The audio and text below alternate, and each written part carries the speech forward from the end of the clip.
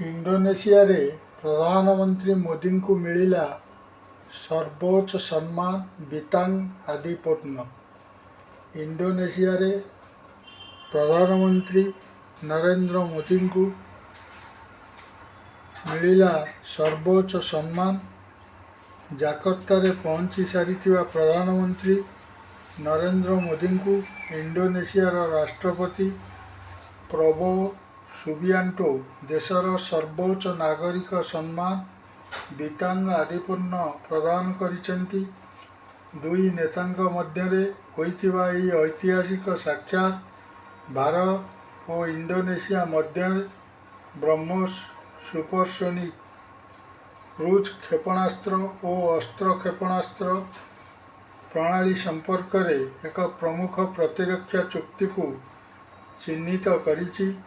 यही चुक्ति भारत को विश्व बाजार में एक दृढ़ और निर्भरयोग्य प्रतिरक्षा जोगाणकारी भाव में स्थानित करिवो, सामरिक सहभागिता को नूतन उच्चतार पहुँचाइब।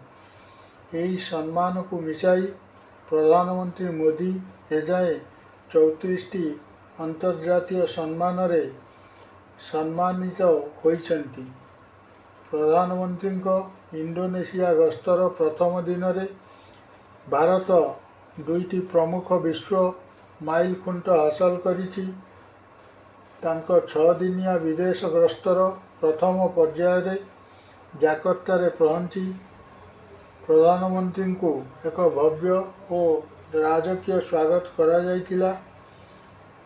समारोह समय रे इंडोनेशिया राष्ट्रपति प्रबोवो सुबियांटो प्रधानमंत्री नरेंद्र मोदी को देशर सर्वोच्च नागरिक सम्मान बितांग आदिपुर्ण पदक प्रदान करथिले। यही पदक व्यक्तिगत भाव में प्रधानमंत्री मोदी को प्रदान करा जाइतिला, जहाँ दुई देश मध्य गभीर और अटूट संपर्क को प्रतिफलन व प्रतिफलित करे। यही सम्मान भारत पाई अत्यंत गर्व और गौरवर विषय।